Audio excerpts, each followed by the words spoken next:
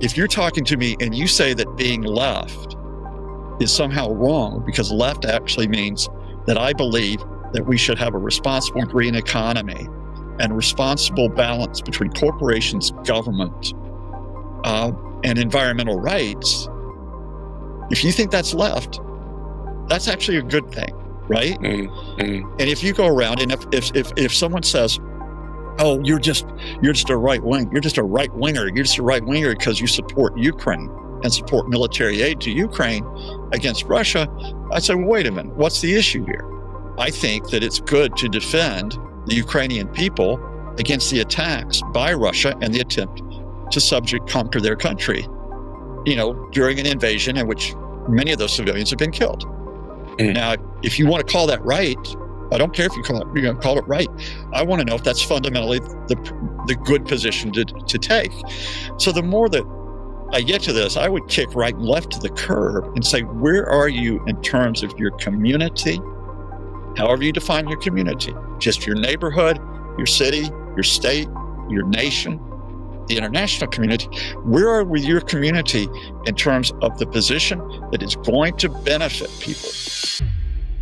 My guest is Professor Scott Lucas, a highly experienced and globally renowned expert in American politics, US and British foreign policy, and a wide range of international affairs, with specific focus on the Middle East, Iran, Europe, and Asia. He also has expertise in the new media, intelligence services, and propaganda. Scott is a frequent and leading political analyst on major international media outlets, including Times Radio, BBC, CNN, Sky News, Al Jazeera English, France 24, and many others. He has also been an active journalist since 1979 and is the founder and editor-in-chief of EA WorldView, a prominent news site that provides daily news and analysis of global affairs. Remember the Springfield, Ohio case? Jesus, over the Haitians in Springfield, Ohio. Oh yeah! Oh God! Yeah. They're eating their cats and dogs. Oh, Jesus Christ! Okay, yeah. Do you know what's happening? What's happening in Springfield, Ohio, right now? Yeah. A lot of Haitians have left Springfield. They've left. They faced so much crap over that, right? Wow. That they took it in the backlash. They're facing the complete disarray of some of Trump's economic policies. And Springfield, which was actually an economic success story, in part because of that influx of the Haitians, is now facing economic problems. And like Brexit, isn't it? It's like a lot of Europeans left the UK because of Brexit. Right. Yeah. Well, let's go there real quick. Let's go there and just set this up, because if you're going to challenge wannabe authoritarians, which is what I'm really talking about here, because that's what Trump and his folks are. Each political culture will define extremism not in terms of the way that academics would necessarily define extremism, or that analysts even would define extremism. They define extremism in terms of where the cultural negotiations are going on. I got to the end of the book, and I actually made the argument that we are beyond right and left now. And the reason why I said that is because right and left were becoming... This is a CEO Retort podcast, the show that fearlessly goes after the difficult topics that we all need to talk about, campaigns for issues that we're all concerned about, and invites some amazing, inspiring, and remarkable guests who will help us navigate through this fragile world that we all care about. I'm Tim Al-Sheikh. Let's get after it. You are listening to CEO Retort. Scott, thank you very much for joining us on the podcast. I've been following your work for quite a long time, listening to all of the interviews you had on Times Radio, and I mean, you're everywhere, right? These days, like you're in high demand. So, yeah, but I hadn't made it on the CEO Retort yet, so that was what I was aiming for the whole time. And let me get into where the big ideas are being discussed. Yeah, thank you. I appreciate that. But no, absolutely. It's like the thing I try to do with the podcast, as we chatted about just before we recorded, is that I always try to connect the dots. For me, it's not about the politics necessarily. It's not about the, whose party is the right party or the wrong party. I actually feel that we've reached a point in history that it doesn't really matter whether you're right or left anymore. Like, for instance, I mean, I wouldn't say I'm a complete political Luddite, but I follow. I understand what's going on. Yeah. And to me, for somebody like, say, Dick Cheney supporting Kamala Harris. That tells you everything. I mean, like, there's no right or left because Dick Cheney is as far right in the older days as he was. So the fact that now we're in this situation where you have somebody like Dick Cheney voting against a officially Republican president, aka Trump, it just shows that we are in it doesn't really matter what party you're in. It's more about us versus the broligarchs. I don't know if it's the right say to call them fascists. I know that's a term that people use a lot these days. But certainly they're not the representatives of the traditional conservative party as we knew them, like in the Reagan era, for instance. I mean, is that a correct assessment? Like we're in this sort of situation. What a great way to start, because I remember I wrote a book. God, I'm feeling really old now. About more than 20 years ago, I wrote a biography of George Orwell, because I've got a love-hate relationship with Orwell. I mean, his writing has just, been a big influence on me.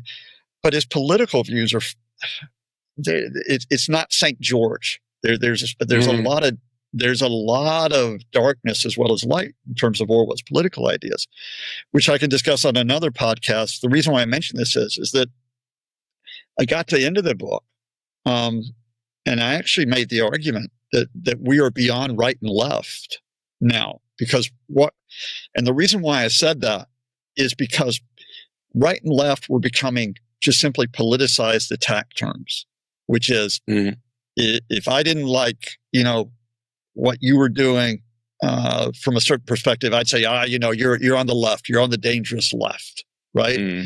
Or alternatively, or even beyond socialist, those extremists, those radical, as the Donald would say, those radical extremists. And then, or if I didn't like you, you're on the right. You could say, you're beyond where Ronald Reagan was, to use a person that really old folks might remember. And I had said that the reason I said about Orwell is Orwell is not a figure of the left. A lot of people like to attach him to the left, but if you actually look at Orwell actually attacks a lot of figures who he would call as being on the left. Right. And what was happening is at the time of 2003, when I was writing the book, going to the Iraq War, some people were cloaking themselves in Orwell to defend attacking Iraq, right? And they were saying, look, if you don't support the attack on Iraq in 2003, you're part of the dangerous left. One of those figures is Christopher Hitchens, the late Christopher Hitchens.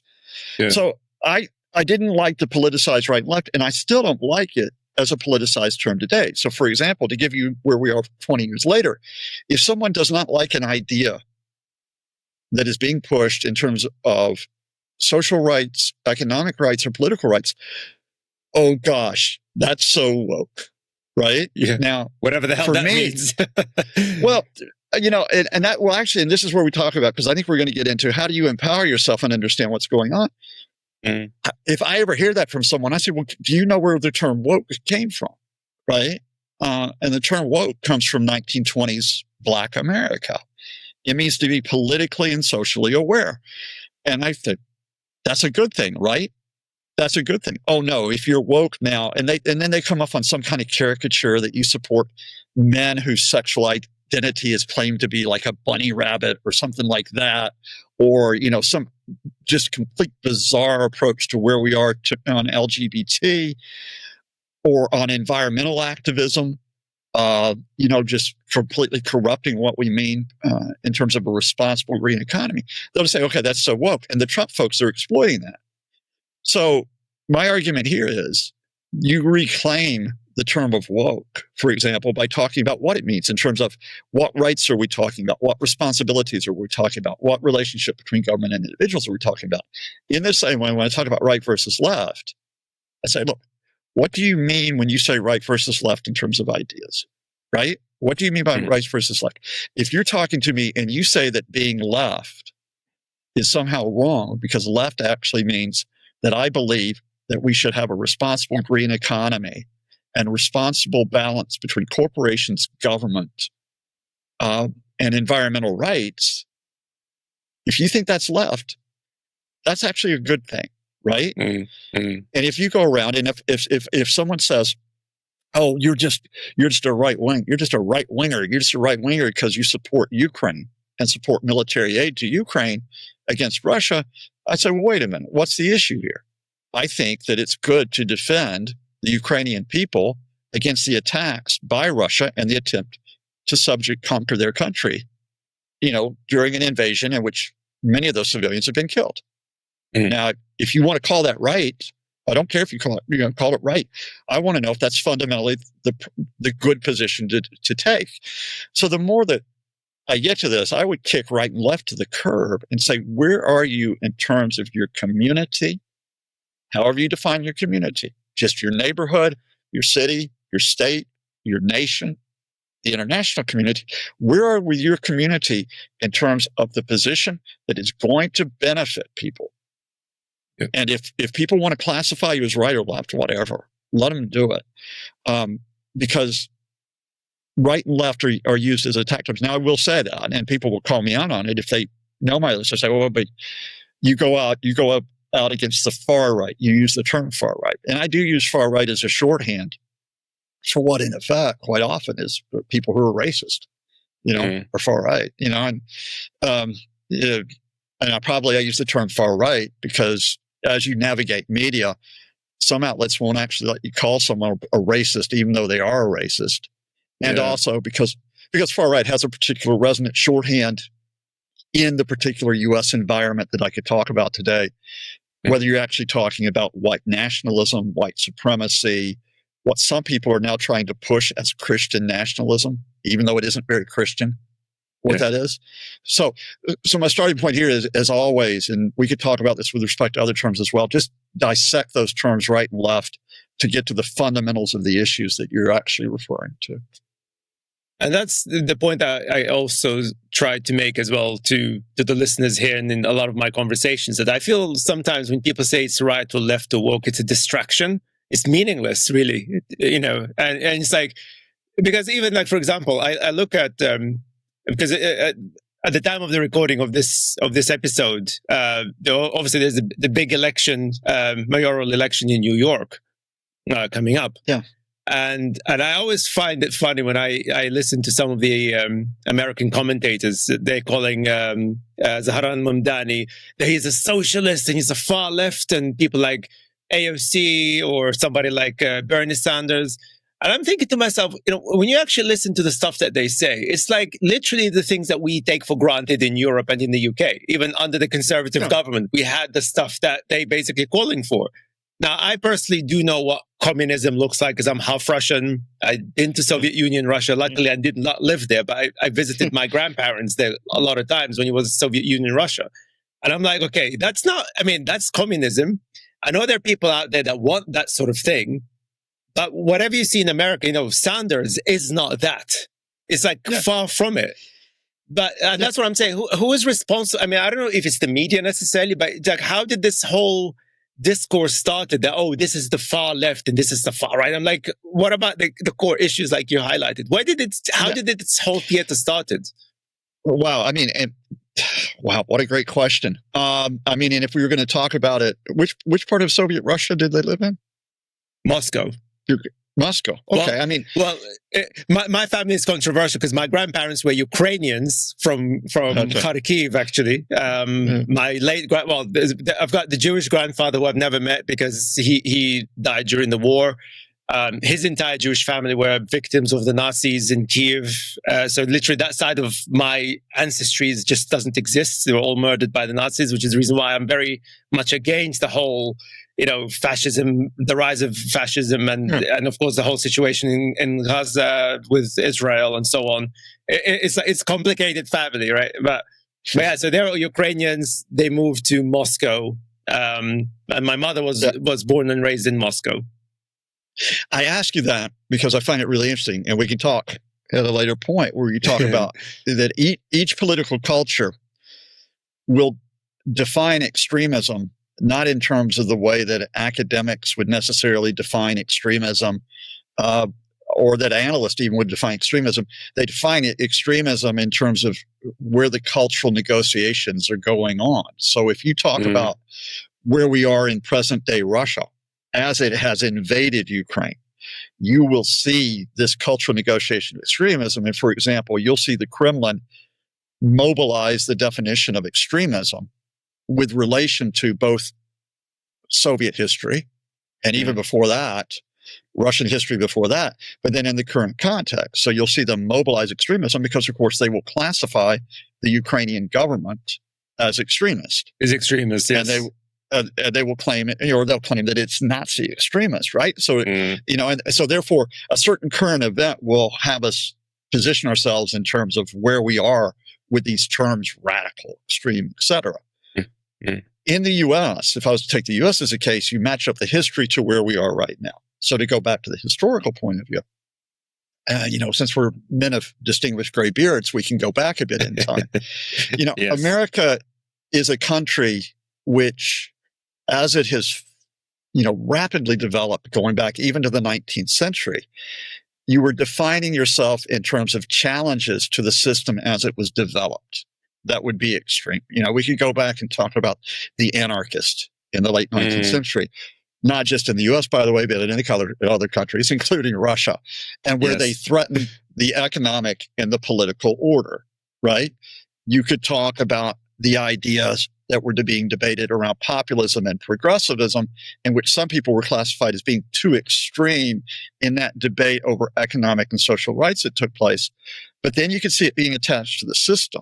And the system really attaching to extremism when you talk about the Red Scare after World War I.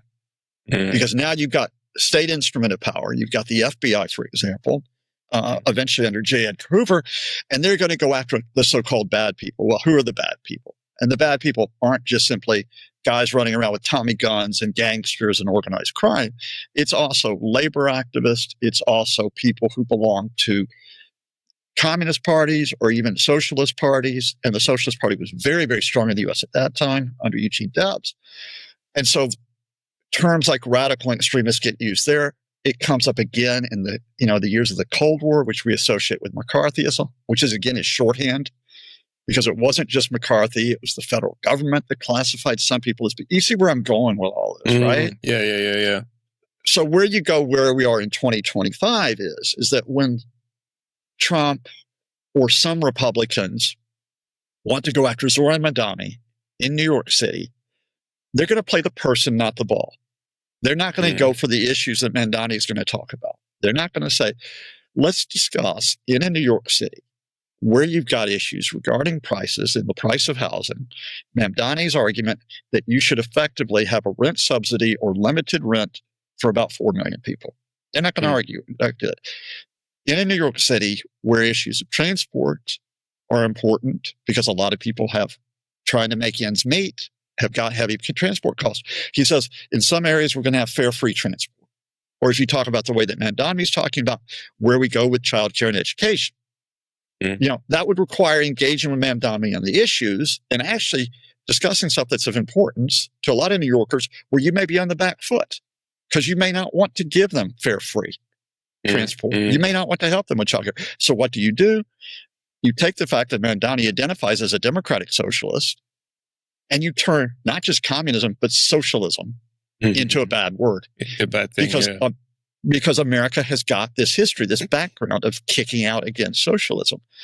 And it just happens to be the particular scare tactic of the day with Mamdani, but it is being used more widely in the United States to portray any activist on social and cultural issues, that perspective, as being a threat to the system. So those people that come out in Portland, the Portland Frog and the others who are dancing around in inflatables don't appear to be threatening anybody. But if you portray them as being radicals for some reason because they believe it is wrong to detain and disappear people without due process of law, then you get the upper hand in the narrative. But the irony here, what makes 2025 different in the United States, and what I find fascinating, is that in the past, that use of extremism has been used from people of the system to kick against people who they saw as threatening the system. It is being used now by people who are actually destroying the U.S. system to get away with the destruction of the U.S. system. I mean, Kash Patel, who's the head of the FBI. We're free. He's an idiot. Yeah, Kash Patel's an idiot. This right? isn't the BBC. Say whatever you like. It's fine. Yeah, Kash Patel is an idiot, right? But the point here is that the rank and file of the FBI, quite a lot of them, do not like what Trump is doing at this point. He's actually turning them into a political weapon. They're kicking against Kash Patel. A lot of them have been fired by this, right? The Justice Department, headed up by Mamdani, another one of my favorites to watch, as she evades questions in congressional hearings. Mamdani, the Justice Department here, it's not like the Justice Department is acting as part of the system going after people. The Justice Department is being undermined, absolutely gutted, right? Where people, if they don't do the political bidding of Bondi on behalf of Donald Trump, that's it. They're fired. So you're at this really interesting point in American history where we've got to talk about the fact that here's the paradox, that you have what I would call an extreme threat to the American system from within, manipulating within. They're taking down the system. And then what do they do? Of course, you just project it. Those who might challenge your attempt to destroy, to undermine the system, you call them out as you use that background of American political culture. It's like, no, these are the radicals. These are, to use Trump's phrase, because he's used it before, the enemies within. Yeah. But that's very interesting, because if the system is obviously, well, effectively, even people like me in the world of tech entrepreneurship, we always talk about, we're anti-status quo and yada, yada, yada, right? For probably that sort of same sort of reasoning.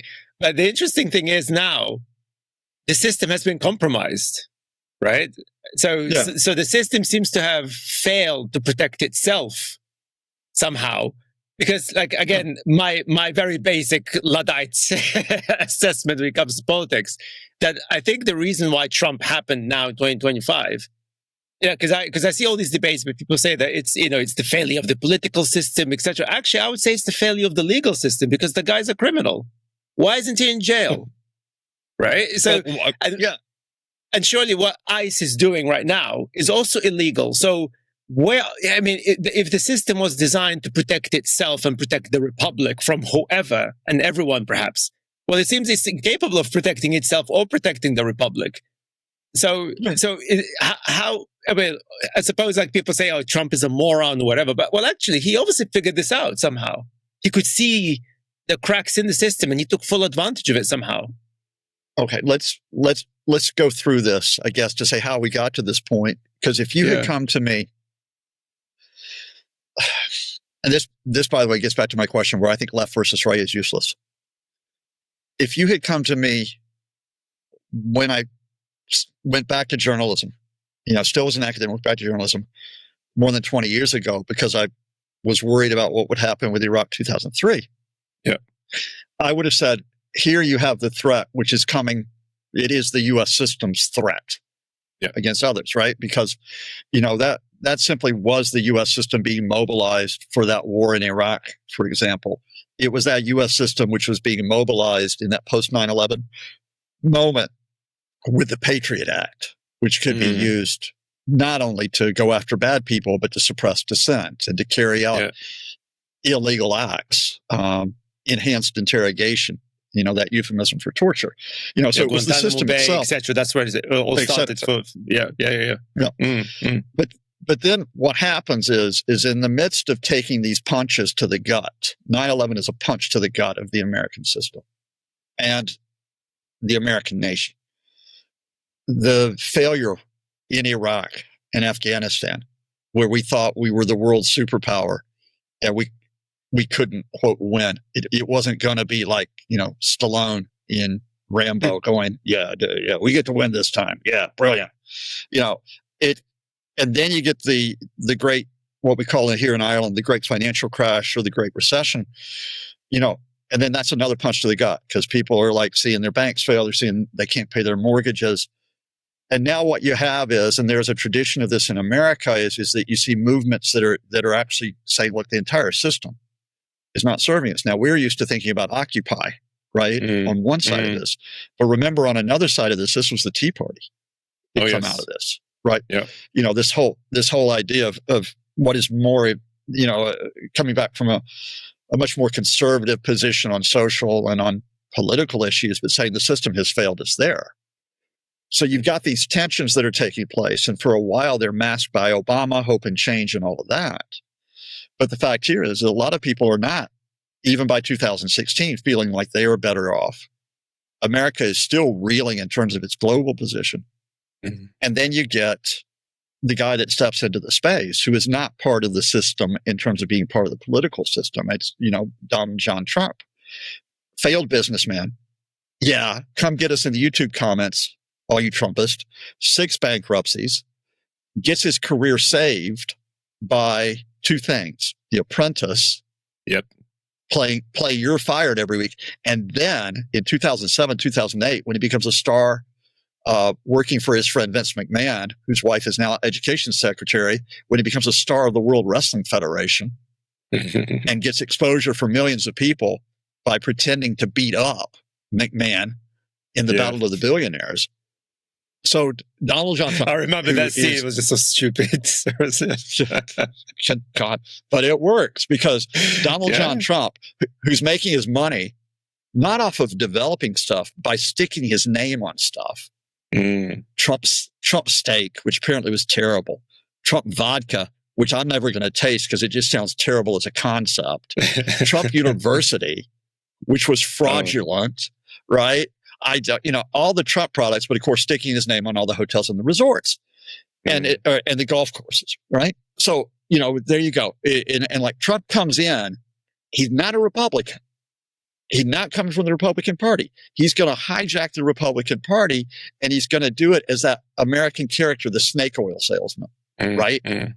That, I'm going to make you feel good. I'm going to make you feel, make America great again. And what you had around Trump were people who also didn't believe in the system. So to give you another example, Steve Bannon, who is the former in the Navy, Islamophobe, probably at best, at least white nationalist. Whether you go white supremacist, you can debate it. And Bannon, who has been working for Breitbart, an attack site, part of that internet culture so well that springs up in the early 21st century. And when Trump is in trouble in 2016, the folks who head up Breitbart, the Mercers, say, well, what about Steve Bannon to come in and head up the campaign?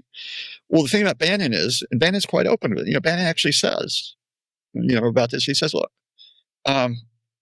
he's a believer in Lenin. Not John Lennon, who I quite rate, Vladimir Ilyich Lenin, which is, you tear the system down. This is what Bannon says. Not me, Bannon. Yes. And that's the idea, that you tear down the system. And you get people like Stephen Miller, who is now still in Trump 2.0, who also believes that you tear the entire system down. And you have this movement that's starting to it's gotten inside the system, but with the idea of breaking it. And the whole point about Trump 2.0 is that they're much more organized this time around. They weren't organized in Trump 1.0 to do it. And if you're to read Project 2025, which is one of the most serious documents that come out of there. I mean, Vladimir Ilyich Lenin, he said it with a lot fewer pages, right? What is to be done?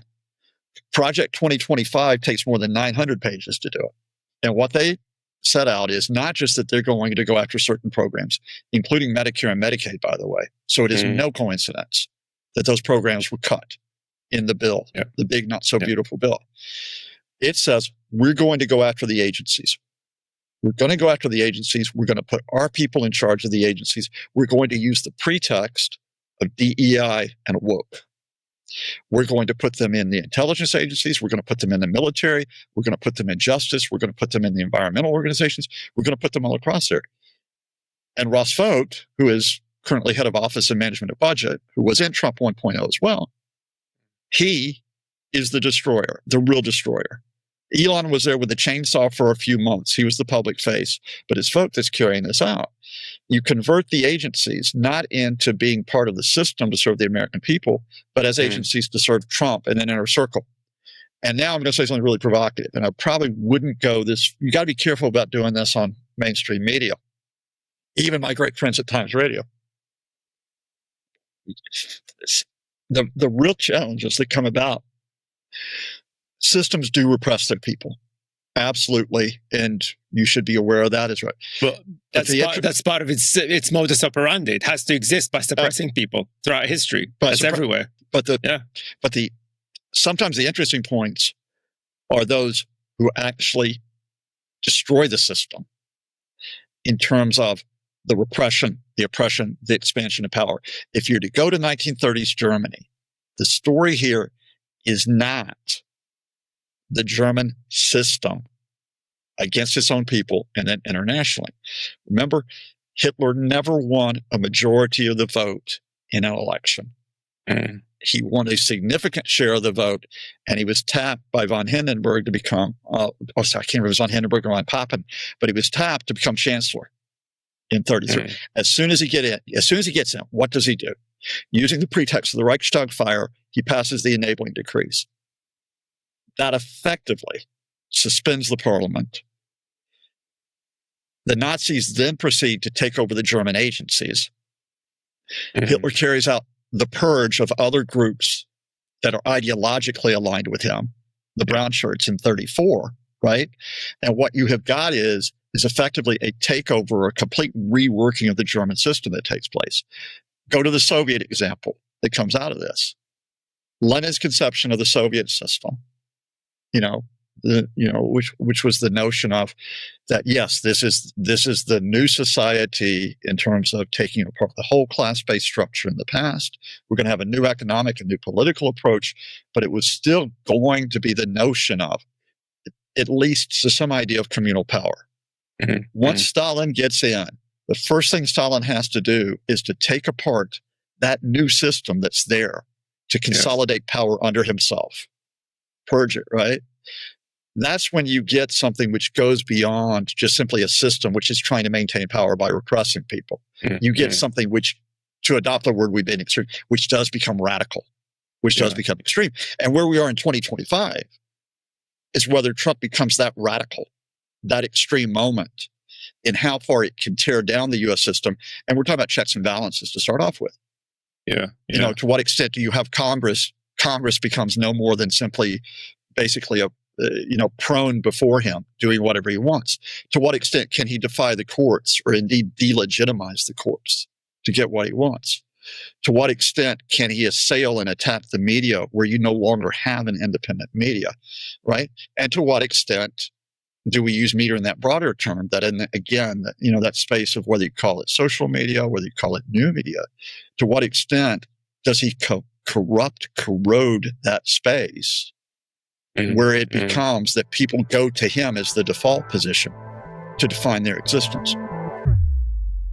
As an entrepreneur, I like to follow the news really, really closely, be it in politics, the environment, health, fitness, and of course AI, which is my field of work. But the problem with the news sector today, that staying up to date with events around the world can be really, really difficult because it's impossible to consult a single source for the full story. The narratives that shape public opinion often just reinforce media and corporate-backed vested interest, and of course they push for whatever public or political biases of their readers. Not to mention, of course, they push a lot of clickbait stories to just attract clicks rather than trying to inform you properly. And this is why I fell in love with Ground News. Ground News is an app and website that combines news from around the world in one place so you can compare coverage. For every news source, you can see if they have political bias, how reliable their reporting is, and who owns them. And they've got this amazing tool called the blind spot feed, which highlights news disproportionately covered by one side of the political spectrum. I even see this with AI. For example, you'll see the left-leaning AI coverage tend to be kind of very doom and gloom. But then on the other side, of the right-leaning, AI is the savior of humanity and everything. I mean, it's quite ridiculous in both cases. So it's so important to have a tool like Blind Spot because it shows you the balance of this coverage so that you can actually see what the real story is, what's the crux of the story, which is super important, especially for somebody like me, because many customers around the world rely on me and my team to make sure that we inform them about AI and technology as accurately as we possibly can. But even for me personally, as somebody that likes to follow all the other stories, I want to make sure that my cognitive bias is in check.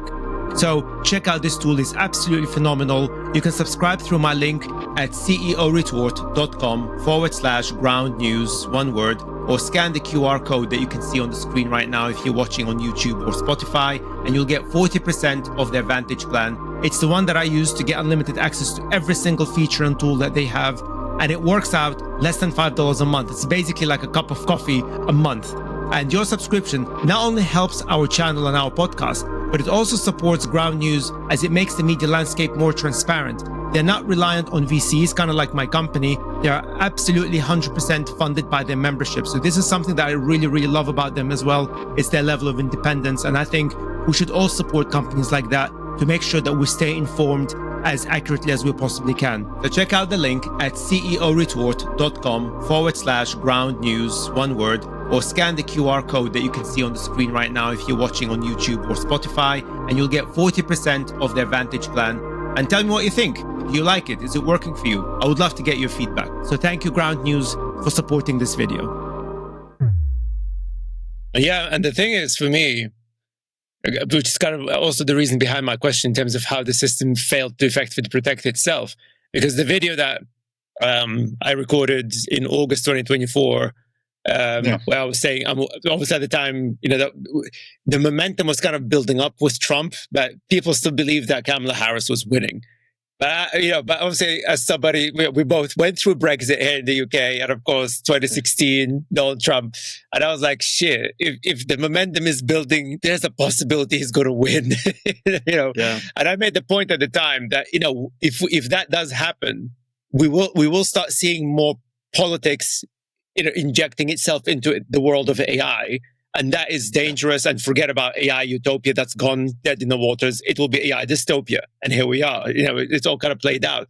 But then I did another video as a response to the election result. So about 6th of November, 2024, where I basically said, again, I'm not a political expert, but it's more like I read the Project 2025, the summary of it and the manifesto, whatever. And I found out that it's the people behind Brexit that wrote this project as well. So effectively, the point I made is that, well, okay, you guys in America are pretty much screwed because these are the people that literally ransacked our country, right, in the UK. And now they're going after the Big Apple, big time, which is the US. Yep. But the question that, and I did say that I think they would have learned a lot of lessons in Brexit because Brexit it dragged itself out. Even probably it's not as successful in their eyes, whatever. And I made the point that I believe they're going to accelerate it in the US because they've got 4 years to do it. Now, this is basically me thinking they will do it in 4 years. But now, what shocks me, so it's not that everything played out. Again, that's not me being an expert. It's more like, I've shared my experience. I'm like, if it happened here, it will happen in the US. But the thing that shocked me is that it's the rate at which he's doing the things that you've highlighted. I mean, it hasn't even been a year. I mean, so my question, I guess, it's to make your point, how far can he go? But more importantly, can this government survive for 3 more years? I just don't see how this is possible. I mean, he'll go as far as people allow him to go. I mean, that's an interesting parallel you bring up with Brexit, right? Because the thing is, Brexit, which is one of the greatest self-inflicted wounds in history. The people like Nigel Farage, like Boris Johnson, Michael Gove, sitting there and pointing the gun at their head. Sorry, Lord Gove for you now. Lord Gove. No, I'm always going to think of him as Magic Mike Gove strutting his stuff in that horrific video at that Scottish disco that I saw a few years ago, right? Yeah. So, I got Magic Mike Gove and Boris and, currently Farage, and these guys effectively pointing the guns at their head and saying, don't move or we'll shoot. Mm-hmm. And that was, the thing is that even with all what then ensued, and we could all see it coming, which was going to be the economic damage of Brexit, which we're still living with today. Yep. And sorry, just for those who don't know, I lived in the UK for 35 years. And part of the reason why I left the UK was because of Brexit. So I feel like I can have a bit of authority on this. Is that even though it caused that significant economic damage, and there's that ongoing corrosive political damage, which we see embodied by the Reform Party today, as Farage tries to turn the disaster he helped create into his personal gain, is that the guardrails of the British system are still there. They're wobbling, but they're still there. I mean, you still have a purported parliamentary democracy. So, for example, when Boris Johnson wanted to prorogue Parliament a few years ago, completely illegal and so on, there was the British judicial system said, no, you can't go that far. That's within your boundaries. When Elon Musk, talking about the tech bros, effectively tried to instigate the overthrow of the Starmer government at the start of this year by saying Starmer should be put in prison, Jess Phillips, his minister, should be put in prison, King Charles should prorogue Parliament, have an election so the Reform Party could win. King Charles did not accede to his wishes and prorogue Parliament and call elections. So that the system is badly damaged. When you've got two national TV channels that are effectively propaganda channels for the Reform Party. There's some serious issues here. But guardrails are there. Now in America, the question is whether the guardrails are still up. Now part of this is because of the interesting moment we have this with the Supreme Court, which is coming up with some creative legal interpretations. And my authority to say that is because I'm a failed lawyer, because that was what I was going to be before I broke my mom's heart and went to the UK. They've got these interesting decisions that are effectively giving Trump the space to tear the system down that we could talk about. But it is that internal attempt to, as Stephen Miller, sometimes people in the Trump administration don't lie. They don't see. Stephen Miller got caught out a few weeks ago in an interview where he said, we want plenary power. Yeah, right? I remember that. Plenary authority. Yeah, he has plenary authority. Yeah. Well, no, he doesn't have plenary authority. That's the whole point of the American system, is that the president has authority, so does Congress, so does the judicial system, so do the states. And Hill Miller is saying, no, he's got plenary authority. That's what they're aiming for, right? Will it happen to come around to? Again, it depends on will various folks allow him to say that. So you start off with Congress, and that is, look, at what point does Congress say, you don't have, now clearly the Democrats will say that, but you're asking primarily about the Republicans. Again, a reminder, given that Trump is not a Republican, but many Republicans in Congress are not Republicans now. They're Trumpists. I was about to say, are they really Republicans? Really, the Republicans in Congress? Are they actually Republicans? Yeah, you get it right. But you take, for example, they passed. It was interesting that just a couple of days ago they pushed back against Trump for I think it may be the first time they've done it this year, where they said we're going to have the Senate had a bill which says you have to rescind the tariffs on Brazil. Now, for the life of me, I don't know why they made Brazil the test case. I don't know what happened. But they said you've got to rescind and again, for those who want to know, the reason why Trump put tariffs on Brazil is not because of any type of economic logic or economic rationale. It's because he's buddies with Jair Bolsonaro, the former leader of Brazil, who's now facing a prison sentence because he tried to stage a coup to hold on to power. And guess who else tried to do that on January the 6th, 2020? Yeah, okay. So the Republicans have at least done that, and they're threatening. They are threatening to say, we might do the same thing with Canada. The broader here is that the Republicans are actually saying we might want to claw back the authority in terms of tariffs, which is a congressional authority. It has been. But that effort's going to fail in the House. I mean, I won't go too deep into the weeds there, but at least you saw that. You've got individual Republicans. So there was a bit of splash in terms of Rand Paul coming out a couple of days ago and saying you can't just go around killing people in fishing boats in the Caribbean in violation of international law on the pretext that they're drug smugglers and that you might possibly want regime change in Venezuela. But Rand Paul's a libertarian. Rand Paul's not a straight line Republican, so that's a bit different. Thomas Massey, the representative in the House of Kentucky, who's pushing that they want some type of accountability on the Epstein files. Well, Massey's an interesting case. He's He's very, very arch conservative, but he doesn't like Trump on certain issues. And then heaven help us, Marjorie Taylor Greene, the QAnon sympathizer. QAnon sympathizer who believes in Jewish space lasers and all of that. But Marjorie has just, and we can go into why Marjorie's turned against Trump, but she's very, very much against Trump. So there's those individual cases, but what you're really asking is when the Republican leadership's going to draw a line. But then you talk about the courts, at the lower levels, courts are drawing lines against Trump, saying you don't have that power, but the Trump administration is ignoring the decisions, defying the decisions, playing for time with the decisions. And then you go state, local level, which is where it gets interesting for me, because I think that's really where you're going to see a big test in the system. I mean, all you got to do is look at No Kings a couple of weeks ago. Yeah. 7 million people. 7 million people. Yeah. Wow. 7 million, man. 7 million. And just a reminder, again, you probably know this, but for your viewers out there were 22 arrests out of 7 million. Yeah. All 22 of those arrested were Trump supporters. There were zero arrests. Yeah. There were zero arrests and no king.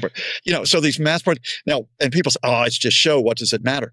They're in 2,700 communities, and if you're talking about state and local politics, if people have an effect at the state and local level because of the nature of the American system, then it starts to push back. And we'll see this, by the way, tested because Trump hasn't completely gotten rid of elections. We'll see it tested next week, not only with the New York mayor's election, but with the governor's elections in Virginia and New Jersey.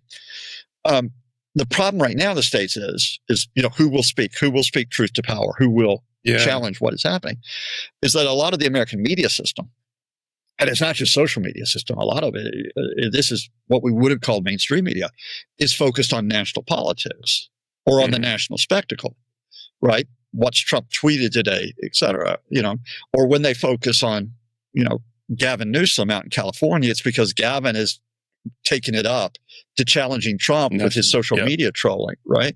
Rather than like, look, guys, you should be actually looking at what's happening in individual states. Because to give you an upshot of all of this, one of the misreads that comes out of this, because I'm still always looking to be a half full guy, is that you get a lot of pundits in the States, and you've got one here in Ireland who is also American. Oh man, the Democrats are finished. Oh, that's it. They're all gone. They're done. They've given themselves up to the woke. It's because they went too far left on cultural issues. Yeah, yada yada yada. And then they'll quote Harry Enton, the guy that jumps around, CNN's pollster. Wow, and Harry said this. I'm like, it's like, okay, no, let's get realistic here, guys. I could actually take you to state level, and I can talk to you about what's happening, for example, in Kentucky, where you've got a Democratic governor of a Republican state, Andy Beshear, who's widely respected across the board, especially because of what he did during COVID. And Andy Beshear, for what it's worth, may run for president at 28. But the fact here is there's a responsible politician. I can talk to you to an extent about Shapiro up in Pennsylvania, Governor Moore in Maryland, Governor Whitmer in Michigan. It doesn't just have to be Governor Newsom you're talking about. And I can talk to you about representatives like Representative Stansbury of New Mexico, who's absolutely fabulous, who's learned how to use social media to push the right cause, or Representative Crockett of Texas. In other words, there are people out there who are raising the voices, but how, are they the squeaky wheels that get the grease? That's really the defining issue. Yeah. Because as we talked about at the start of the conversation, you've got to cut through the spectacle to get attention on the issues. Yes. You've got to stop playing, the whole, whose tweet is bigger than whose, right? Who got the burn in? You've got to get it back to healthcare. You've got to get it back to the basics of food assistance. You've got to get it back to education, to transport, because that's what matters to people on a day-to-day basis. If you can draw their attention to it, and if they don't get distracted by the spectacle. At the local level as well, I think that's really important, rather than the national level. Because if it's like a national level, like you said, it's very up there, isn't it? It's like, it's this very generic term, but how does that impact me, so to speak? Yeah, exactly. Which is why the shutdown matters, the way the shutdown plays, because the shutdown is like a very important test case of all we talked about. Let's be very honest here. The shutdown is the attempt by the Trump folks to say we can dominate Congress. We can dominate Congress and do whatever we want. Remember, he tried to shut Congress down. The record-setting shutdown was 35 days in late 2018, early 2019, because he wanted his wall with Mexico. Yeah. And at the end of the day, he didn't get. I mean, I know they say they have a wall with Mexico. It's wrong. I would have called that a wall, but okay. No, yeah, it's the worst wall I've ever seen. They got a bit of fencing there, and then he's got like it's like the equivalent of the show arena, the show house on the neighborhood that never gets built, which is he's got a few of the big tall structures, but Congress at that point survived the test. They came out of the shutdown, at least at that point. Now he wants to shut this down because what he's effectively done is added $4 trillion to the U.S. debt, given many, many billions to ICE, as well as to the military. Sorry, $4 trillion. By cutting social programs. $4 trillion is added to the U.S. debt. Yeah. Over the next 10 years, the U.S. debt will go up by $4 trillion because of the big, not so beautiful bill, right? $4 trillion with a T. So that's $400 billion a year if you average it out over 10 years. And the reason why the debt goes up so significantly, when he says he was cutting cost, remember Chainsaw Elon? Yeah. Is because you have a vast increase in wealth distribution, in part by extending the tax cuts that he had from 2017, December 2017. The only major piece of legislation they passed in term one. So they extend the tax cuts, which redistributes to the rich. They cut taxes for corporate as well. They increase defense spending. They increase so-called homeland security spending, which includes ICE. Yeah. How are they going to fund that while keeping the increase in debt to only $4 trillion that they increase it? For example, they cut $850 billion from Medicare and Medicaid over the next 10 years. Now, I can tell you, up until 2016, that is an absolute red line you do not cross. You do not cut Medicare, Medicaid, and Medicare. It was like political gospel because you would get old people after you, right? Yeah. And what happened, and they didn't do it in term one. They threatened to do it in term one.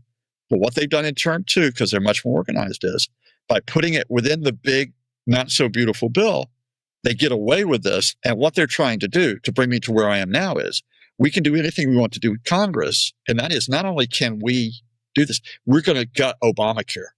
We're just going to gut it because they're not going to extend the subsidies. And if you don't extend the subsidies, the Affordable Care Act will collapse. Premiums will go up more than 100% when the subsidies ends, which they're due to do on November the 1st.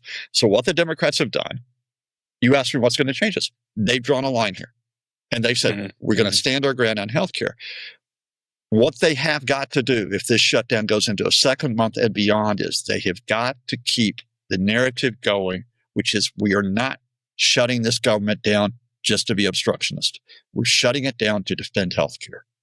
And it's interesting right now. They're at an interesting point. Again, I don't want to get too much into the weeds, but the media narrative now is that the Republicans at one point were talking about the idea of, well, we'll fund individual programs while we try to get the comprehensive bill. Yes. And you might remember initially it was the wives and dependents of the military that they were talking about. Then it was the wheeze that the heir to the Mellon fortune was going to give them $130 million to pay the military. Like, oh, that's good. I can see that be a sensible long run solution. And so what the Democrats did is they say, okay, look, we'll talk to you about funding individual programs, for example, like the food assistance program, SNAP, right? And we'll talk to you about assistance to women and children, right? Program, because those are going to expire.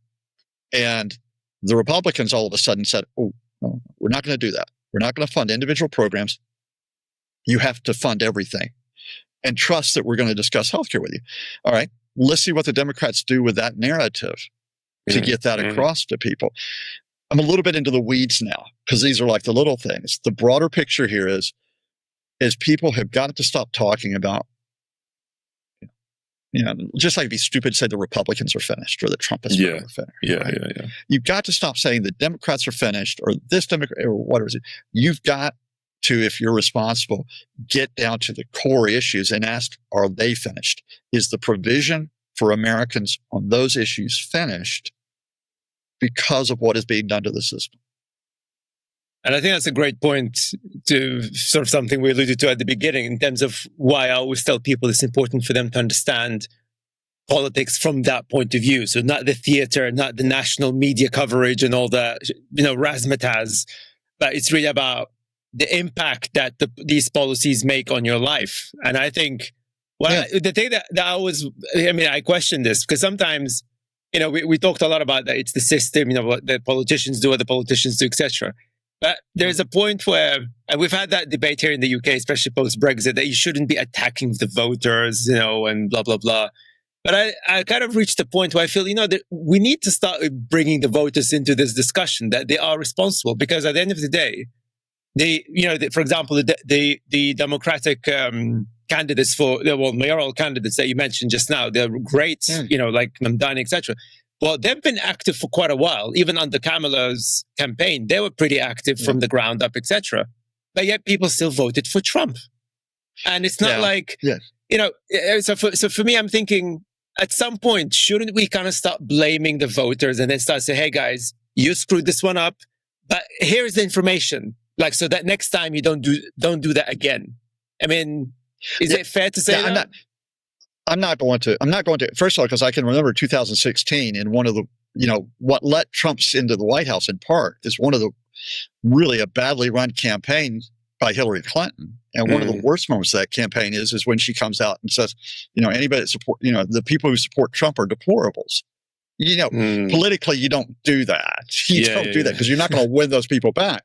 But also because and it's not just because some of my family are Trumpist, I've got some sympathy here in terms of the position here. Let's leave 16. Let's talk about 2020, 2024 to make a connection. In 2020, I should say that in the 16, I actually excused it because I thought, it's new, people were frustrated, etc. But I'm talking about right now. Like for instance, like how could they have voted for Trump again in the same way that in the UK people want to vote for Farage again? I'm like, no, come on. Okay, all right. Let's brainstorm this. First of all, 2020, which was that strange election. It's the pandemic election. I think, look, he's in power. It makes a difference. He's in power, right? And I think he is undone because of COVID. I think, and the reason why I think he's undone because of COVID is I think there is an arrogance about him and the way that he handled it. And all of a sudden it wasn't, you can't go around with that make America great again stuff and all that when people like are seeing their relatives die and cannot go to their funerals. And you cannot whip up all this kind of conspiracy theory that the containment measures are wrong and inappropriate when people know what the toll is. And the symbolic moment for that, when it comes to is when he went to Walter Reed and he was in a pretty bad way. And he comes out of Walter Reed and he wants to prove that he's really, really tough. So the story is, and there's more than one source that says it. He said initially, he's going to come out of Walter Reed and he's going to come out wearing, jacket and a shirt.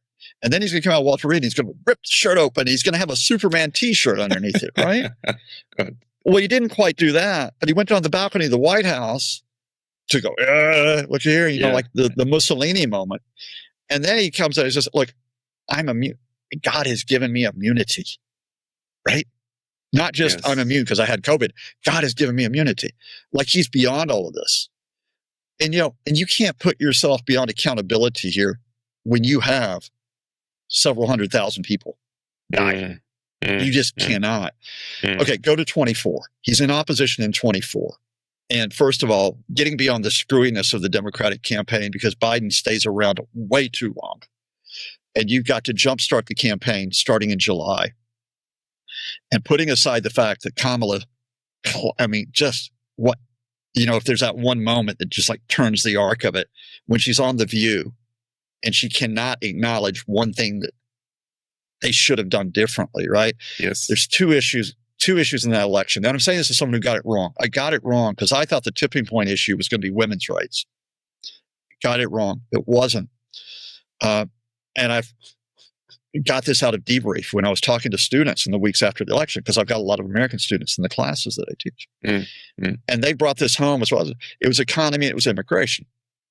Now, I could tell you as an analyst, that the U.S. economy is on the up in 24 because inflation, which had been 9 to 10% in 22, is down to 3%, right? I can tell you how the Federal Reserve under Jerome Powell, who's still there, who Trump still wants to fire, has managed what we call soft landing, right, out of that post-pandemic space. I can tell you that U.S. GDP is increasing at a reasonable rate, certainly much better than the UK and many European economies. I can tell you that on immigration, the other issue, that the number of border crossings across the U.S.-Mexico border in 2024 went down 75% as you get the Biden approach being rolled out to this. I can tell you all of that. And I can also go back and look at that election, and I can say, this isn't in the media coverage. And you could in part, you could blame the media, but I think that's easy. The Democratic campaign's up doesn't get it out, doesn't get that message out. And that becomes, a lot of elections aren't determined on facts, they're determined on how people feel.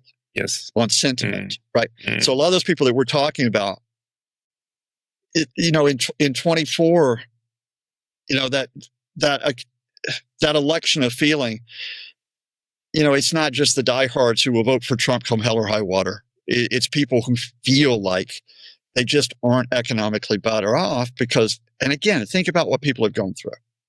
Yes. We're talking about a period which now goes back almost 15 years. You go back, in fact, more than 15. You go back to the Great Financial Crash. You go back to the Great Recession.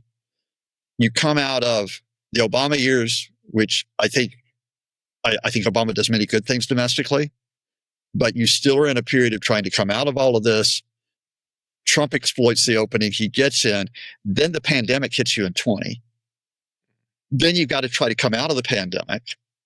To come out of the pandemic, if you're going to keep the economy from crashing, you've got to take some steps that are going to spike inflation, which is what happened. So by the time you bring the economy back under control, people have the feeling that they've suffered from inflation in 22, 23. The price of eggs, which has replaced the price of gasoline as being the shorthand politically.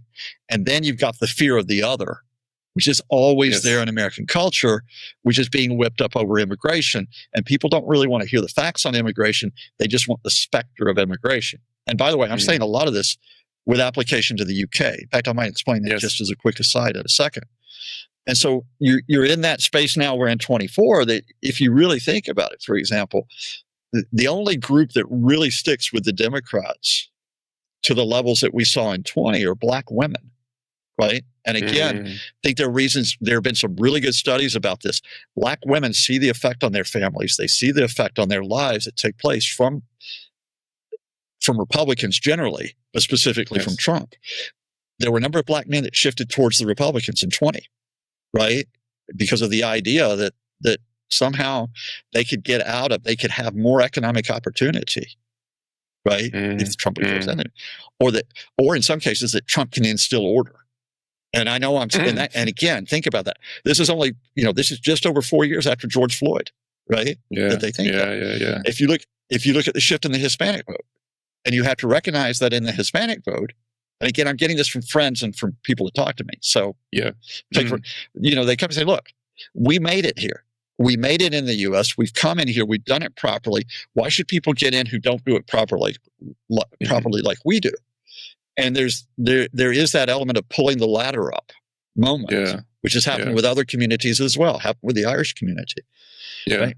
And so it's not like all Hispanics are going to side with the Democrats on that position regarding immigration, the way that it's framed in 24. And again, if you talk about young women, and this is where I got it wrong, a lot of young women who went out and voted, they put the priority on economy and on immigration. We don't like what the Republicans say on women's rights, but we've got these other issues that are at hand. So this is to bring me around to all of this, and you talk about this when you play this out as we go forward. What is driving me crazy right now is that some people have looked at this, and again, I refer to probably the most prominent American pundits who are in Ireland. as well as in the United States and as well as in the UK. And they say, oh, the Democrats need to come back and they need to run to the center. They need to run to the center, on economic issues and so on. And I agree to them that they need to be much better in highlighting economic issues. But what they then do is they say, because the Democrats have become captive of the left. Now, there's two things that happened there. First of all, the Democrats did not run from the left. They were not on the left in the 2024 election. Yeah. I mean, this is the party of Joe Biden, even though he has stepped aside, right? And Joe Biden is not. And a lot of people did not vote. Like a lot of supporters, they decided not to go and vote at all because of that. And we got things like Gaza in, by the way, right? Exactly. Which was there on the margins, right? Kamala Harris came in from her positions, and whether we call, because I said right versus left, it's simplistic. Whether you talk about progressive, she came in from those positions when she ran, right? Tim Walz, who I rate highly. And he was here a few weeks ago, and I finally got to meet him in person. And he's one hell of a person, right? But they were coming in on it at best a center-left lane. So to say that this party, the Democrats, have been captured by the left, is just wrong. But secondly, what folks are saying, some is run on the economy next time, and all those issues about rights, civil rights and cultural rights, don't do that. Don't run on women's rights. Don't run on racial and minority rights because it'll scare people off. Screw that. That's not what you're here for. You are here, and I hope you get elected, but you're here to defend people's rights. And to be fair to you, there are a couple of people out there who are staking. Watch what they say carefully about this. Andy Bashir, who I mentioned earlier from Kentucky, would not be identified as progressive, is making speeches. And it may be to set up for 28, or it may be because he's just a great guy. Bashir is saying, you've got to highlight the economic issues, and you also have to highlight issues, including, by the way, transgender rights. You do not sacrifice transgender people to get yourself elected. You do not fall into that Trumpist trap. And Josh Ossoff, the senator from Georgia, who's up for re-election, right? Ossoff is putting that same message out there. And I can send you the link later if you're interested in it. I was like, screw this. I think I just wrote a column and said, and I just simply wrote a column immediately after the election, which used two words. And my kids hate it when I use these two words because they think, don't pretend you're our age. Don't you ever pretend. But it's like, stay woke. Stay woke, guys. Stay woke. They taught me that term, and they're absolutely right. You stay woke on this, and that to me is. But again, when you stay woke, when you go out there, you don't go to people with like this message of join the left, join the progressives. You go to people with the message of what is going to be better for you and your community, right? And you cut through all the. Christ, remember the Springfield, Ohio case? Jesus, over the Haitians in Springfield, Ohio. Oh yeah, God, they're all eating their cats and dogs. Jesus Christ. Okay, do you know what's happening? What's happening in Springfield, Ohio right now?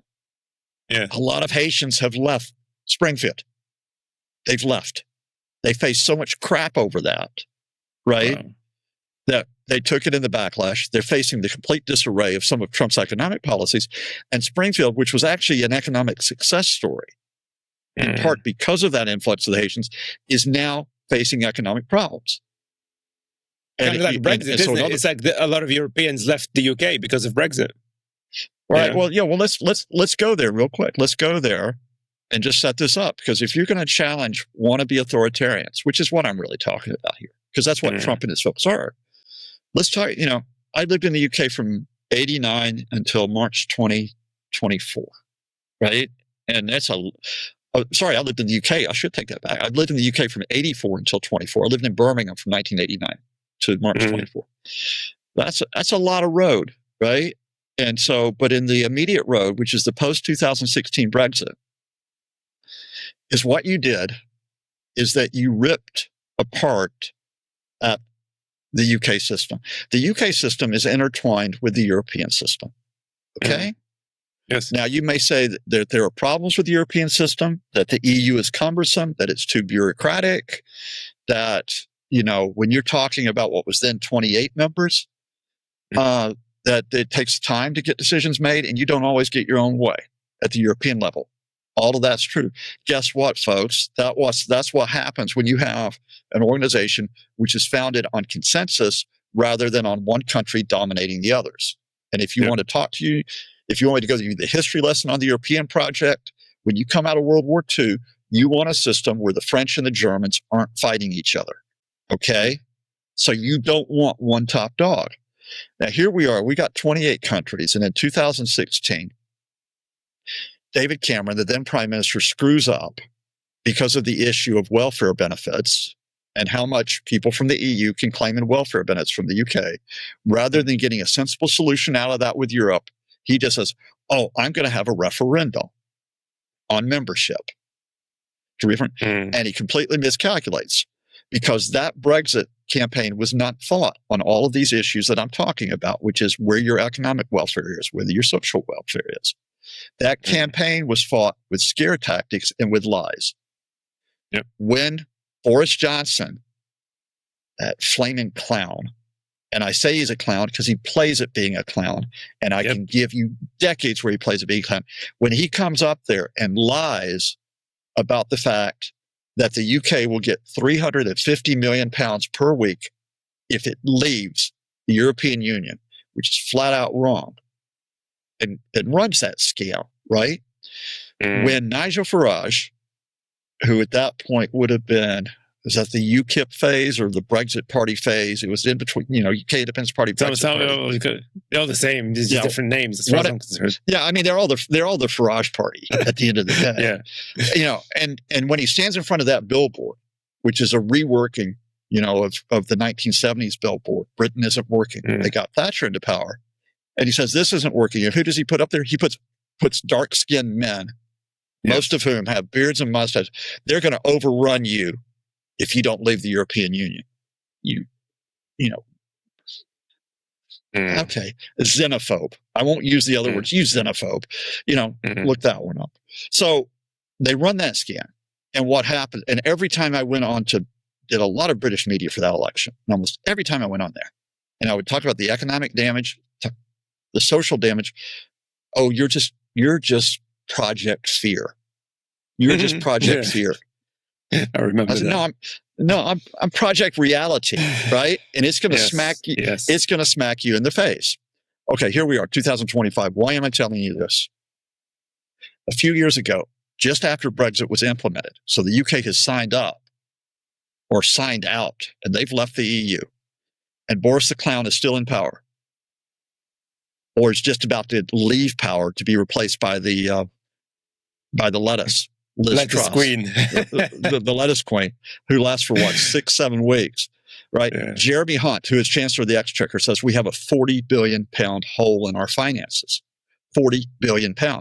Hey, how did you get a £40 billion hole in your finances? So imagine what could have caused that? Because you have cut off your trading relationships, you have hindered your investment relationships, you've hindered your manufacturing relationships, you've given yourself more, not less regulation. Yeah, congratulations. You've got a $40 billion hole. You also have a hole in your labor market because a lot of the EU citizens that were propping up your National Health Service, that were propping up other sectors, now they've got uncertain status. What are you going to do about it? Now, the logical answer is you rejoin the single market. That's the logical answer. But of course, one of the first things the Labour government ruled out after winning a landslide victory where you could have done this is to say, we're not going to rejoin the single market. Now, what happens when you don't do that? You're going to have ongoing economic problems. People are going to blame those economic problems. They're going to blame the infrastructure problems like the housing, the transport, the health system. They're going to blame it on immigrants. Now, they can't blame it on EU immigrants because you got rid of them supposedly because of Brexit. Who are you going to do to? You're going to go back to immigrants that are a different skin color than you and a different religion than you. And you're going to get back to them and you're going to say, we're going to be invaded by small boats crossing the channel. What the hell are you talking about? Hitler didn't invade you in World War II. And you're saying that these guys are invading you in small boats. And I'm just going to tell you the scam and remembering that 2 national TV channels are running this scam because they work for the Reform Party. Bottom line. Yeah. And that is, Yeah. I will give you a couple of the facts that undermine this. One of the reasons that you have the problem with the small boats is that prior to 2020, you had a working agreement with other European countries regarding security in the English Channel.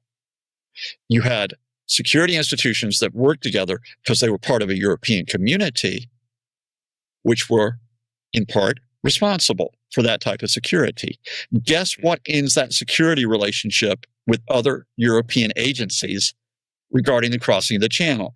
Ding, ding, ding. Yeah, Brexit ended that. Congratulations. Yep. But in case you think that's a crisis, we're on for about 60,000 at this point, maybe 60, maybe 70,000 that are going to cross this year from the channel. Yep. We'll see where it goes in the next couple of months.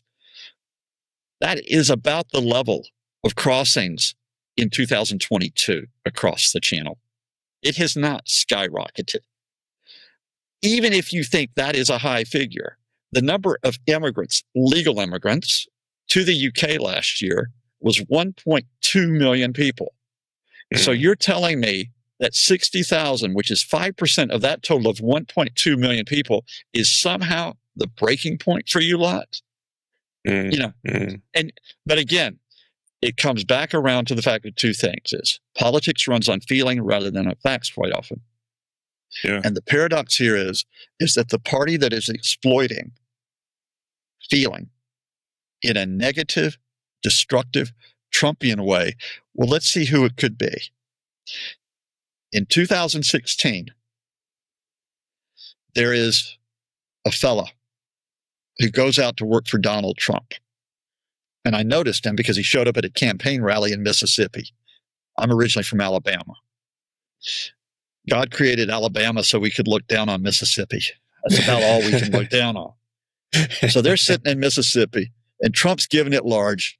Come here, come here. This is my good friend, Nigel Farage. Come here, Nigel. Come here. Hi, Nigel. Hey. There's Nigel Farage working for Donald Trump. The very first British politician who pitched up in Trump Tower after Trump won election in 2016, standing in front of the bling elevators, or lifts, if you will, in Trump Tower, all decked out in that, what I'm calling Temu gold now, because apparently Temu's a thing on the internet. So Temu gold, that fake gold.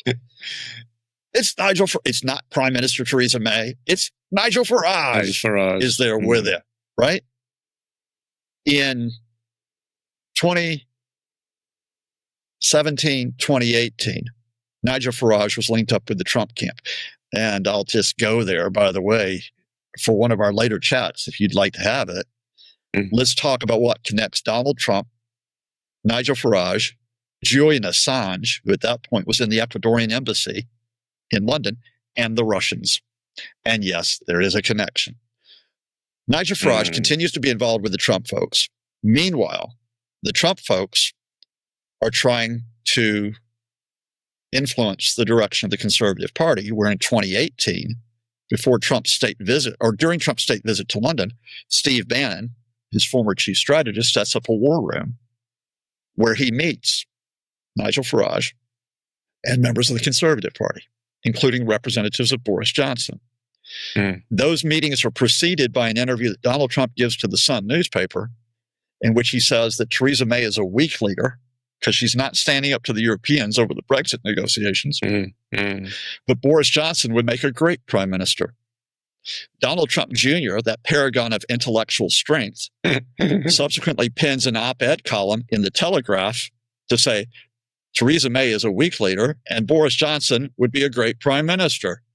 A few months later, Boris Johnson becomes prime minister. In other words, the Trump camp have been linked in with certain elements of conservative and what will become Reform Party politics, to the point that in 2024, Nigel Farage again goes out and offers to work with the Trump campaign.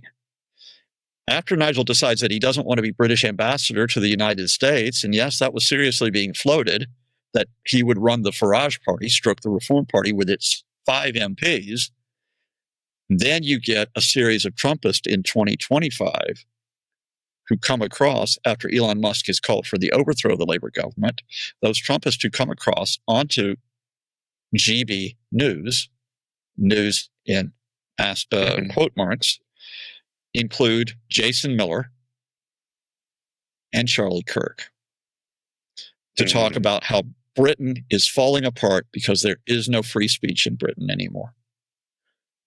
They're saying there's no free speech in Britain, speaking on the national television outlet of a party which is exercising very clearly its free speech to the point of abusing it.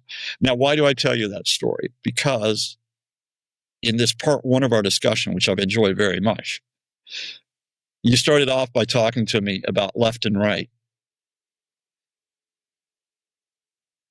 To me, this is the most serious challenge to my original home, the U.S., in peacetime since 1865. Because you not only have issues where there's been a failing of the system, and we can talk about those failings, but you have people in terms of media, in terms of AI, in terms of politics, that are trying to take the system apart. Yeah. Right? They are trying to rework the system. And that is happening in the UK as well. And it's happening not only amongst people who we might have thought were outside the system, the Trumps and the Farage. It also happens because people who are inside the system, but who become allied to this. I think you talk about that fellow Tony Blair recently, who I think was inside the British system at one point. And I think you talked about Tony Blair being hooked up with something called Oracle. Who is behind Oracle? Oh, that's Larry Ellison. Who is Larry Ellison close friends with? Oh, that's Donald Trump. Yeah. Who did Donald Trump try to get a hold of TikTok for? Oh, yeah, he tried to get a hold of TikTok for Larry Ellison. So we are beyond left-right politics here. We are beyond a politics of responsibility and accountability. And if we do not put it onto those terms, those folks will take it down where they don't feel like they have to be responsible or accountable. And that's what I'm thinking today. No, I mean, yeah, spot on. And I think you've kind of proven the point that I made right at the start, isn't it? It's about connecting the dots. It's like you can see what's going on right in front of you, and it doesn't really make a difference if it's right and left. But I suppose as a final question, just as a maybe to add some positivity to it, do you think Zohran Mamdani is? Because I think he's going to win. It seems like everybody kind of convinced that he's definitely going to win now. I mean, do you think he's going to win? Is it practically guaranteed now? Tim, I've learned long enough not to make predictions. I mean, they will bite you in the butt like every time. I mean, what I tell you with Mamdani is he's sitting in the polls.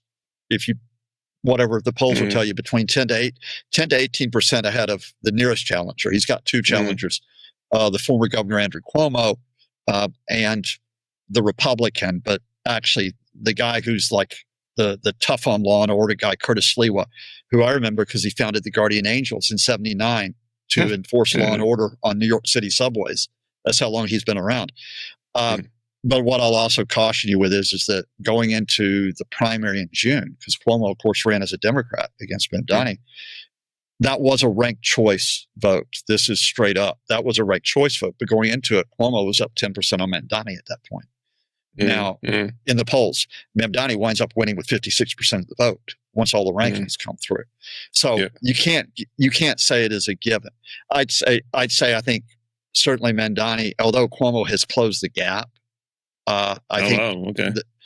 he's closed the gap to 10, for what that's worth, because he was. I think unless Sliwa drops out, because then that makes it a straight up race between the two, and a lot of Sliwa's votes go to him. I think you got to say Mamdani's a favorite, but I don't take anything as a given. What I'm interested is in the wider point is this, exactly right. Okay, let's assume Mamdani wins, right? And in terms of that, it's not just a Mamdani effect. Everybody's going to pay attention because New York City, largest city in the U.S., one of the largest in the world. I understand that. It's not just Mamdani. I mean, you got to stay woke at all levels here, and that is what you need is the sentiment that this isn't just a New York City thing, or it just isn't a big city thing. What you need is a sentiment that this is a responsibility thing, right? Because the issue regarding Trump and the Republicans that either work with him or they bow down before him is they don't believe they have to be responsible. They don't believe they have to be accountable. They don't. No, they don't. Trump in particular doesn't. Yeah. And so you have to frame this as, just to give you another story. And again, next chat, we can bring China into it, because reason why I've got to go now is to go do more U.S.-China work. Yeah. Given what's happened with Trump's photo op with Xi, is, there were farmers, half of America's soybeans are exported to China, billions of dollars, right?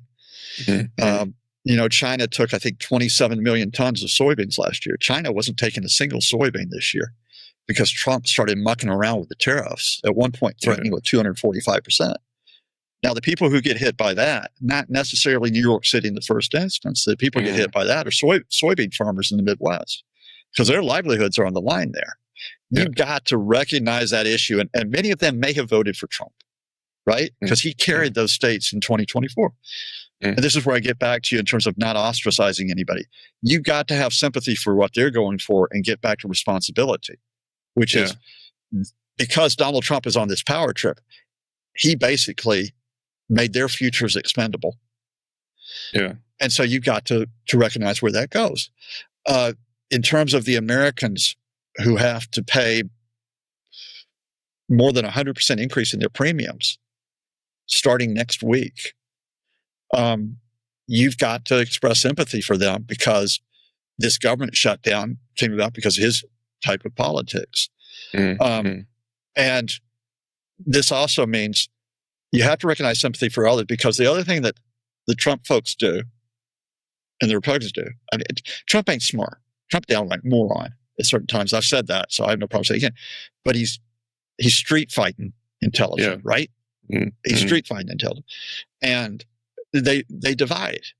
They divide up people, right? So they will pit you against, it's you versus the farmers, or you versus, you versus the workers who are over here, or it's you versus this racial community, you versus this religious community.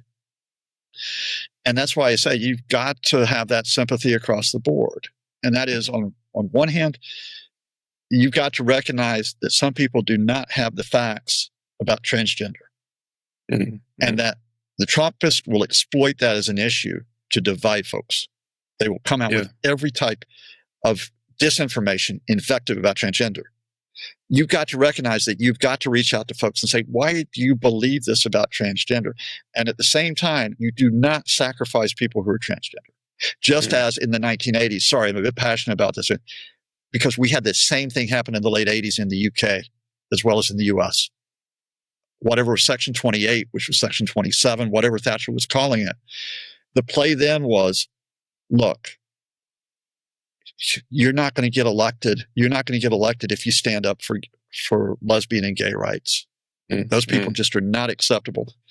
And thank God, a lot of good people did not let them get sacrificed at a time, I'll remind you, when AIDS was running rampant. Yeah. Right? Yeah. Yeah. Right? Yeah. So J.K. Rowling, if you're out there, what the hell went wrong with you? What the hell? Harry Potter would come and kick your ass. I swear to God. Anyway, get that. And Graham Linehan. We'll end on Graham Linehan, makers of three of the best comedy series of all time: Father Ted, Black Books, IT Crowd. What are you playing at, man? Yeah. Give me another great series, and stop being so mean. Just don't be mean. My grandmother said 3 words. We'll close here. Don't speak ugly. Well, amen. Respect everybody. Respect people. Be decent to everybody. And now we go out and we'll fight the good fight against those who want to be authoritarians.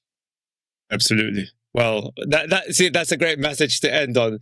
But just as for the listeners, we are actually planning to have more discussions, because I think we live in a kind of weird political situation that I think we need somebody like Scott, like All the time. Well, I said I listen to you almost daily because you're everywhere practically daily. Because I think I'm actually happy to see that some media outlets actually inviting you, because I'm thinking, I've had enough of this so-called balanced view. It's like, how about factual view? Factual, please. So, thank you for your work. That's all I have to say.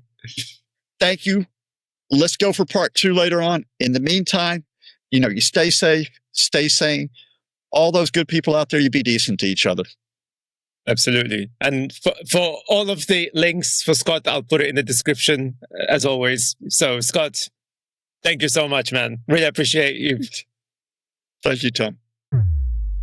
Well, my friends, this is it. I hope you enjoyed this conversation. Thank you so much for joining us. Now, before I go away, if you are on YouTube, please make sure that you hit the subscribe button below. It really makes a massive difference for the growth of our channel. And if you're following us on Spotify or Apple Podcasts, you need to give us a star review. Apparently, your following means nothing unless you give us a star review. Don't ask me why, but give us whatever star review that you think is fair. And if you're not following us, what are you doing? Come on, man. It doesn't cost you anything. It really makes a big difference. I really, really appreciate your support. But also, if you've got cash to spare, consider to become a founding member. We are an independent medium. We're not reliant on any kind of company that gets money from Russian oligarchs or any kind of weird sponsorships or anything like that. All of the companies that work with us are genuine companies that I know and I like. But ultimately, it's the members, you guys, our subscribers, our followers, our founding members, or those of you who actually just donated us like $1 here, a couple of bucks there, $5 there. All of that makes a big difference. This is what makes us truly independent. We're not chasing clickbait because we don't want clickbait. We want facts. We want the truth. We want something that we can all aspire to and something that truly make us at least work harder to make the world a better place. Not just talk about it, but actually make it happen. And of course, it supports all of our campaigns as well. So my friends, thank you so much. Much love. And I'll see you in the next one. Peace.